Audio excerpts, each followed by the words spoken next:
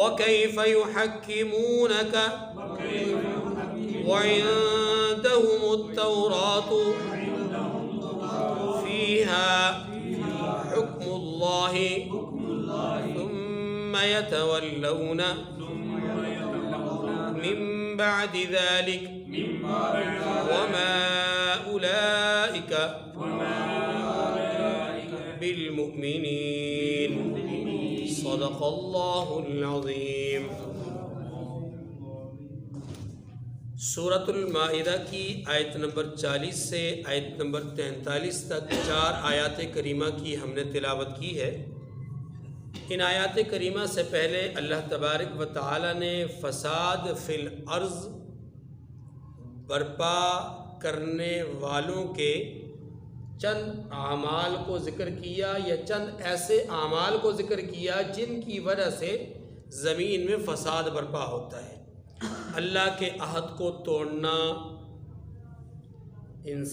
کسی بھی انسان کو ناحق قتل کرنا، ڈکیتی اور راہزنی کرنا، چوری کرنا، یہ وہ اقدامات ہیں جن کی وجہ سے زمین میں فساد برپا ہوتا ہے۔ اب ان آیات کریمہ میں اللہ تبارک و تعالی نے 2 طبقات کی مذمت بیان فرمائی ہے، ایک منافقین، دوسرے یہود، اور دوسری بات یہ رسول اللہ صلی اللہ علیہ وسلم کی تسلی ارشاد فرمائی ہے، آپ علیہ السلام کو تسلی دی ہے۔ تو گویا 2 باتیں یہاں پر ہو گئیں، ایک بات رسول اللہ صلی اللہ علیہ وسلم کو تسلی، اور دوسری بات 2 طبقات کی مذمت۔ رسول اللہ صلی اللہ علیہ وسلم کو تسلی اس انداز میں دی گئی کہ منافقین کا کردار حضور کے لیے رنج اور تکلیف کا باعث تھا۔ وہ کیسے کہ منافقین ادھر رسول اللہ صلی اللہ علیہ وسلم کی مجلس میں بھی بیٹھتے تھے اور ادھر مشرکین کے ساتھ، یہود کے ساتھ بھی ان کے مراسم تھے۔ جب یہ منافقین جا کر کے یہود سے ملتے، مشرکین کفار سے ملتے، تو حضور صلی اللہ علیہ وسلم کو تکلیف ہوتی تھی کہ یہ ہمارے ساتھ اٹھنے بیٹھنے والے لوگ ان سے کیوں ملتے ہیں جا کر۔ اس تکلیف پر، اس رنج پر اللہ تبارک و تعالیٰ نے اپنے حبیب کو تسلی دی کہ محبوب آپ غمگین نہ ہوں کہ یہ لوگ جو کفریہ طاقتوں کے ساتھ، کافروں کے ساتھ میل جول رکھتے ہیں، آپ ان سے پریشان نہ ہوں۔ ہاں، دوسرا مسئلہ ہے منافقین کا، تو منافقین کے حوالے سے اللہ تبارک و تعالیٰ نے واضح طور پر بیان فرما دیا کہ ان کے ساتھ ہم وہ کچھ کریں گے کہ دنیا میں بھی ذلت اور رسوائی اور آخرت میں بھی ذلت اور رسوائی ان کا مقدر ہوگی۔ ٹھیک ہے جی۔ دوسری بات، منافقین کے ساتھ ساتھ یہود کی مذمت بھی بیان کی گئی، اور یہود کی مذمت کے لیے یہاں پر 2 ان کی بری خصلتوں کو ذکر کیا گیا۔ ایک بری خصلت ان کی یہ بیان کی گئی کہ وہ مشرکین مکہ کے لیے یا دیگر کفار کے لیے، یہودی دیگر کفار کے لیے جاسوسی کا کام کرتے تھے، جاسوس تھے۔ اور دوسری جو برائی اور مذمت ان کی بیان کی گئی وہ یہ تھی کہ یہ ناحق اور باطل مال کھانے والے تھے، لہٰذا اللہ نے فرمایا کہ ہم ان کو بھی دنیا اور آخرت میں رسوا کر دینے والا عذاب کا مزہ چکھائیں گے۔ ٹھیک ہے جی، یہ ہے خلاصہ ان آیات کریمہ کا جو میں نے آپ کے سامنے پڑھی۔ اب آیات کریمہ کو مزید جاننے اور سمجھنے کے لیے 1-2 واقعات ہیں جو ان آیات کریمہ کے پس منظر میں ہے، جس کو ہم شان نزول کہتے ہیں، کہ کن واقعات کے تناظر میں یہ آیات نازل ہوئیں، ان واقعات کو سمجھ لیجیے۔ ایک واقعہ یہ بیان کیا گیا ہے کہ رحمت دو عالم صلی اللہ علیہ وسلم کی بعثت مبارکہ سے پہلے، یہ سمجھیے گا کہ مدینہ منورہ میں 2 جو یہودی قبائل تھے بڑے، وہ آباد تھے، ایک بنو قریظہ، دوسرے بنو نذیر۔ اور عجیب بات یہ ہے کہ ان دونوں یہودی قبائل میں سے بنو نذیر طاقت، علم، قوت، افراد، مال، ہر اعتبار سے وہ بنو نذیر سے، بنو قریظہ سے زیادہ بلند تھے. تو بنو نذیر ذات کے ساتھ یہ زیادہ بڑی طاقتور قوم تھی یا قبیلہ تھا، اور بنو قریظہ ان کے نسبت ان میں سے کمی تھے، ان کے کمی تھے. اس وجہ سے وہاں معاملات معاشرتی طور پر تفاوت کا شکار ہو گئے تھے، یعنی فرق پیدا ہو گیا تھا معاشرتی زندگی کا. یہ فرق کیسا تھا؟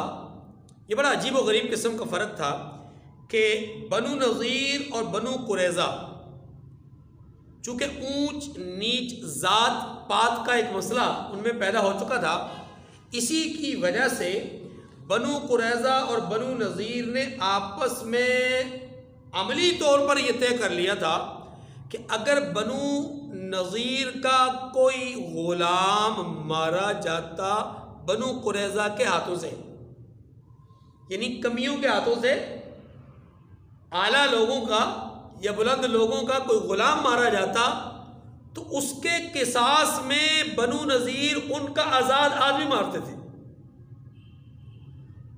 حالانکہ تورات میں لکھا تھا کہ غلام کے بدلے میں غلام، عورت کے بدلے میں عورت، مرد کے بدلے میں مرد، لیکن یہ بدبخت اپنی رفعت شانی کی وجہ سے، اپنی مالداری، قوت اور طاقت، علم کی وجہ سے وہ بنو قریظہ کو انہوں نے یرغمال بنا رکھا تھا، اور ان کے جو قصاص میں قاتل کو قتل کیا جاتا تو قاتل کوئی بھی ہوتا، انہوں نے اس کو آزاد کو قتل کرنا ہوتا، قاتل یا اس کے کسی عزیز رشتہ دار آزاد کو. اسی طریقے سے اگر بنو نذیر کا کوئی آدمی کوئی قتل کر دیتا اس طرف اور اس میں دیت دینی پڑتی تو یہ لوگ سنگل دیت دیا کرتے تھے، جبکہ بنو قریظہ کے ہاتھوں سے اگر اس طرح کا قتل ہو جاتا جس میں دیت دینا پڑتی، قصاص نہ دینا پڑتا، دیت ہوتی، تو پھر اس دیت کو وہ ڈبل دیا کرتے تھے. آپ یوں سمجھ لیجیے کہ اگر فرض کیجیے آج کے دور میں اگر بنو نذیر 1,00,000 روپے دیتے تھے تو وہی قتل اگر بنو قریظہ کر دیتے تو انہیں 2,00,000 دینا پڑتا تھا. ان کا غلام مارا جاتا، ان کا آزاد قتل کیا جاتا، ان کا ایک آدمی مارا جاتا، 2 ان کے قتل کیے جاتے یا 2 ان سے دیتیں لی جاتی. یہ تفاوت تھا معاشرتی طور پر ان میں. اب ہوا یہ کہ جب رحمت دو عالم صلی اللہ علیہ وسلم تشریف لائے مکہ مکرمہ سے مدینہ منورہ، معاہدہ ہو گیا جس کو ہم میثاق مدینہ کہتے ہیں. میثاق مدینہ جب ہو گیا اور میثاق مدینہ کے تحت اب مدینہ کی حفاظت کے لیے تمام قبائل متفق جب ہو گئے، اس کے بعد ہوا یہ کہ بنو قریظہ کے ہاتھوں سے، یعنی ان میں سے کسی کے ہاتھ سے بنو نذیر کا ایک آدمی مارا گیا،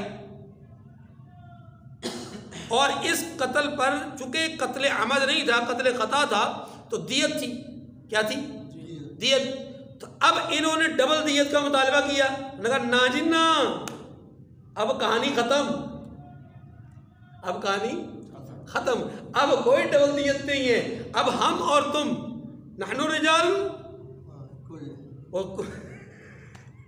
ہم تم رجال، تم بھی مرد ہم بھی مرد، تم بھی انسان ہم بھی انسان. اب معاملہ برابری سے کا ہوگا. جو دیت تم دو گے وہی دیت ہم دیں گے، جو قانون تمہارے لیے وہی قانون ہمارے لیے. ہاں کیا کرتے ہو بھائی؟ آباء و اجداد سے چلا آ رہا ہے، صدیوں پر محیط یہ نظام ہے، یہ نظام ٹوٹے گا نہیں، یہ طلسم ہم ٹوٹنے نہیں دیں گے. کہا نہیں جی نہیں، فیصلے کا مقدمہ لے جاتے ہیں. فیصلے کے لیے کس کے پاس؟ رحمت دو عالم صلی اللہ علیہ وسلم کے پاس. وہی جو فیصلہ کریں گے سو کریں گے. اب جو بنو نذیر تھے انہیں تو دال میں کالا نظر آ رہا تھا، انہیں تو یہ پتہ تھا کہ وہ نبی آخر الزمان ہیں، وہ تو عدل و انصاف پہ فیصلہ کریں گے. لیکن پھر بھی انہوں نے کہا اچھا سوچتے ہیں اس پہ. اندر ہی اندر اپنے طور پر انہوں نے 2-4 لوگوں کی ڈیوٹی لگائی کہ ذرا مزاج نبوت ذرا جانچو تو صحیح. تھوڑا سا ٹٹولو تو صحیح کہ اگر حضور کے پاس یہ مقدمہ چلا جائے تو حضور کیا فیصلہ کریں گے؟ یعنی اونچ نیچ کا کوئی فرق رکھیں گے؟ ہماری کوئی رعایت کریں گے یا نہیں کریں گے؟ ذرا پہچان تو کرواؤ۔ تو جب رحمت دو عالم صلی اللہ علیہ وسلم کو اس بات کی خبر ہوئی تو آپ کے لیے تکلیف کا سامان ہوا کہ لوگ مجھ سے ایسے فیصلے کی خواہش کرتے ہیں کہ میں انصافی کروں، یہ تو سراسر عدل و انصاف کے خلاف ہے۔ باز ماری ایک واقعہ یہ پس منظر میں ہے۔ دوسرا واقعہ اسی یہود اور قبیلے یہود کے دونوں قبائل میں سے بنو نذیر اور بنو قریظہ میں سے ایسا ہوا کہ جو بنو قریظہ تھے ان پر اگر کوئی فرد جرم عائد ہو جاتا زنا وغیرہ کا تو یہ لوگ ان کے مرد اور عورت کو قتل کر دیا کرتے تھے، سنسار کیا کرتے تھے۔ اگر یہی جرم بنو نذیر میں سے کسی سے ہو جاتا تو ہوتا یہ تھا کہ اس کے لیے سزا کا انداز تھوڑا سا بدل جاتا، سزا ملتی تھی لیکن انداز بدل۔ کیسے کہ منہ پہ کالک مل کر گدھے پر سوار کر کے تھوڑا سا گلیوں محلوں سے پھرا پھرو کر کے واپس آئے، یعنی جان نہیں لیتے تھے، سزا تھوڑی سی رسوائی ہو جاتی تھی، جان نہیں لیتے تھے۔ ایسا ہی ایک واقعہ رحمت دو عالم صلی اللہ علیہ وسلم کی بعثت کے بعثت سے پہلے ہوا یہ کہ یہ اس طرح کا معاملہ تھا۔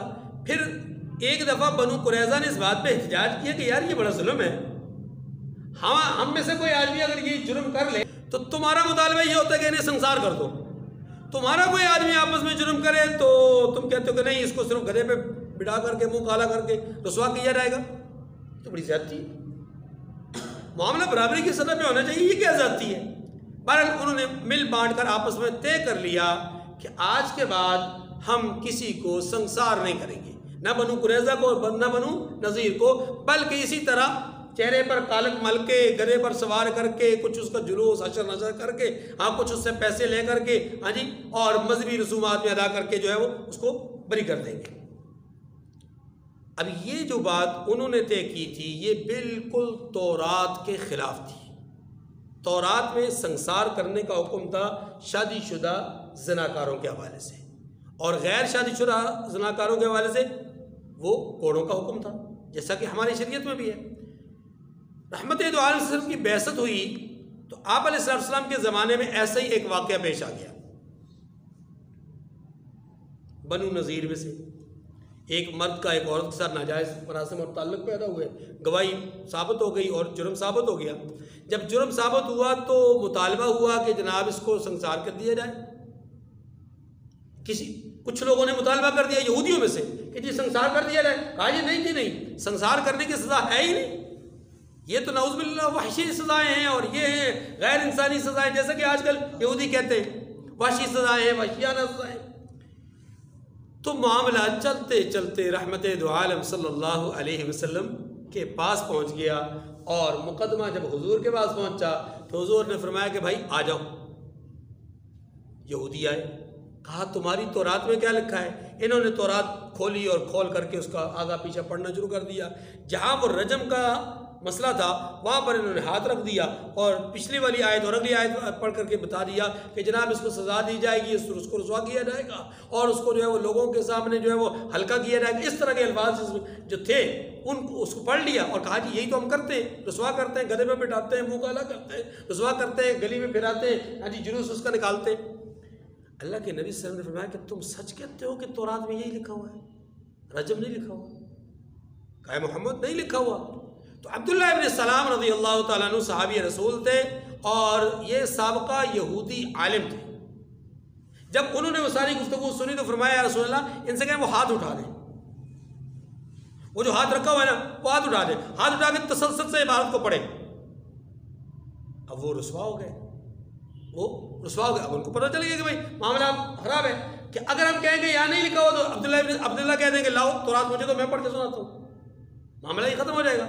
تو بہرحال یہ دو واقعات ہیں ان آیات کریمہ کے پس منظر میں کہ آپ دیکھیں کہ ان آیات سے یعنی ان واقعات سے پتہ چلتا ہے کہ یہودی کس قدر بدقماش لوگ تھے کہ ایک تو وہ تحریف کتاب کے قائل ہوئے، تحریف کتاب کی، اور دوسرا لوگوں سے مال لیتے تھے محکمات کو بدلنے کا، اور یہی حرام خوری تھی، جو کہ آج ہمارے ہاں بھی بہت سارے مولویوں میں، بہت سارے پیروں میں، بہت سارے واعظوں میں پیدا ہو گئی ہے کہ وہ من گڑت واقعات، احکامات، مسائل بیان کر کے لوگوں کو خوش کرتے ہیں اور لوگوں سے مال بٹورتے ہیں۔ دیکھیں، الم تعلم ان اللہ لہ ملک السماوات والارض يعذب من یشاء ویغفر لمن یشاء واللہ علی کل شیء قدیر۔ اس آیت کریمہ کا بنیادی تعلق پچھلے آیت کریمہ کے ساتھ ہے۔ پچھلی آیت کریمہ میں کیا بیان کیا گیا تھا کہ چور خواہ مرد ہو یا عورت، اگر چوری کرنے کے بعد عدالت میں مقدمہ جانے سے پہلے توبہ کر لے، عدالت میں مقدمہ جانے سے پہلے توبہ کر لے اور حقدار کو اس کا حق لوٹا دے، تو پھر اسے سزا نہیں ہوگی، اور اللہ تبارک و تعالیٰ کی یہ قدرت ہے کہ اللہ معاف کرنے والے غفور رحیم ہے۔ اب وہ غفور اور رحیم کیوں ہے؟ اس لیے کہ اس زمینوں اور آسمانوں کی ساری بادشاہت اسی کی ہے۔ الم تعلم ان اللہ لہ ملک السماوات والارض، کیا آپ کو معلوم نہیں ہے کہ آسمانوں اور زمین میں اللہ ہی کی سلطنت اور بادشاہت ہے؟ یغفر لمن یشاء ویعذب من یشاء، یعذب من یشاء ویغفر لمن یشاء، جسے چاہے عذاب میں مبتلا کرے اور جس کو چاہے بخش دے، یعنی کسی کو بخشنا یا عذاب میں مبتلا کرنا یہ اللہ کی مشیت پر منحصر ہے۔ واللہ علی کل شیء قدیر، اور اللہ ہر چیز پر قادر ہے۔ یا ایھا الرسول لا يحزنک الذین یسارعون فی الکفر، یہ پہلی بات کہ حضور کو تسلی، میں محبوب جو لوگ کفر میں جلدی کرتے ہیں کچھ تو ان میں سے وہ بھی ہیں کہ قالوا آمنا، کہتے ہیں کہ ہم مومن ہیں، ولم تؤمن قلوبهم، لیکن ان کے دل مومن نہیں ہیں، منافقین کی طرف اشارہ ہے۔ ومن الذین ہادوا، اور کچھ ان میں سے یہودی ہیں، یہ دوسرا طبقہ ہے۔ فرمایا سماعون للکذب سماعون لقوم آخرین لم یأتوک، فرمایا ان کی وجہ سے غمناک نہیں ہونا۔ آپ نے پریشان ہے، لا يحزنک الذین، آپ ان کے لیے پریشان نہ ہو۔ یہ غلط باتیں بنانے کے لیے جاسوسی کرتے پھرتے ہیں، اور ایسے لوگوں کے بہکانے کے لیے جاسوس بنے ہیں جو ابھی آپ کے پاس آئے نہیں ہیں۔ مطلب مشرکین ان کو بطور جاسوس آپ کے مجلس میں بھیجتے ہیں، آپ سے کچھ باتیں یہ سنتے ہیں، آپ کی حکمت عملی، آپ کے آنے والے معاملات کے اعتبار سے لائحہ عمل سنتے ہیں، سن کر کے کانوں ان تک پہنچا دیتے ہیں۔ اللہ پاک فرماتے ہیں کہ جو لوگ آپ کے پاس آئے ہی نہیں ان تک یہ ان کی مرضی کی خبریں پہنچاتے ہیں، کچھ سچ ہوتی ہیں، کچھ اپنی طرف سے بنا کر۔ جاسوس کا کام یہی ہوتا ہے نا، آگ لگاتے رہنا۔ یقولون ان اوتیتم ھذا فخذوہ وان لم تؤتوہ فاحذروا، اچھا، یقولون ان اوتیتم ھذا، اگر تمہیں یہی کچھ دیا جائے فخذوہ تو اس کو لے لینا، وان لم تؤتوہ فاحذروا، اور اگر یہ حکم نہ ملے تو اس سے احتراز کر لینا، بچ جانا۔ مطلب یہ دیکھیے مقصد کیا ہے؟ مقصد یہ کہ یہ لوگ نہ آنے والوں کے لیے جاسوسی کرتے ہیں، اور ان کو یہ کہتے ہیں کہ دیکھو اگر تمہیں تمہاری مرضی کی یہ بات مل جائے تو قبول کر لینا، اور اگر تمہاری مرضی کی یہ باتیں نہ ملے، اس کے خلاف تمہیں احکامات ملے وہاں پہنچ کر کے، حضور کی مجلس میں جا کر کے تمہیں اس کے خلاف احکامات ملے تو چھوڑ دینا، ٹھیک ہے۔ وَمَن يُرِدِ اللَّهُ فِتْنَتَهُ فَلَا تَمْلِكَ لَهُ مِنَ اللَّهِ شَيْئًا، اور اگر کسی کو اللہ گمراہ کرنا چاہے تو اس کے لیے تم کچھ بھی اللہ سے اختیار نہیں رکھتے۔ کیا مطلب یہ کہ اللہ پاک کی مشیت کے برعکس کوئی آدمی، کوئی طاقت، کوئی قوت، کوئی جماعت جتھا کھڑا نہیں ہو سکتا، حتیٰ کہ اللہ اپنے حبیب سے ارشاد فرماتے ہیں اگر اللہ کی مشیت کے خلاف آپ بھی چاہیں تو آپ کو بھی اختیار نہیں ہے، آپ کو بھی اختیار، یہ سمجھانا مقصود ہے حضور کی وساطت سے امت کو کہ جب نبی کو اختیار نہیں تو غیر نبی کو کیسے اختیار ہے۔ اولئک الذین لم یرد اللہ ان یطہر قلوبہم، اللہ فرماتے ہیں کہ یہی وہ لوگ ہیں جن کے دلوں کو اللہ پاک کرنا ہی نہیں چاہتے۔ اللہ اکبر، یہ ہوتی ہے توفیق دین چھین لینا، اللہ نے توفیق دین ہی چھین لی ہے۔ لہم فی الدنیا خزی ولہم فی الآخرۃ عذاب عظیم، ان کے لیے دنیا میں بھی ذلت ہے اور آخرت میں بھی بڑا عذاب ہے۔ سماعون للکذب اکالون للسحت، فرمایا یہ جھوٹی باتیں بنانے کے لیے جاسوسی کرنے والے ہیں، اور اکالون للسحت، اور رشوت کا حرام مال کھانے والے۔ فإن جاؤک فاحکم بینہم او اعرض عنہم، اگر یہ تمہارے پاس کوئی مقدمہ لے کر آئیں تو تم ان میں فیصلہ کر دینا یا اعراض کرنا، یہ آپ کو پورا اختیار ہے۔ یعنی آپ کے پاس کوئی مقدمہ لے کر آئیں، آپ چاہے تو فیصلہ کر دیں، چاہے تو اعراض کر دیں، یہ آپ کی مرضی ہے۔ وَإِن تُعْرِضْ عَنْهُمْ فَلَن يَضُرُّوكَ شَيْئًا، اور اگر آپ اعراض کر دیں یعنی فیصلہ نہ کریں ہاں جی، تو پھر یہ آپ کو نقصان نہیں پہنچا سکتے، یہ آپ کو کچھ بگاڑ نہیں سکتے۔ وَإِنْ حَكَمْتَ فَاحْكُمْ بَيْنَهُمْ بِالْقِسْطِ، لیکن محبوب اگر آپ فیصلہ کرنے کا ارادہ کر ہی لیں تو پھر انصاف سے فیصلہ کیجیے گا۔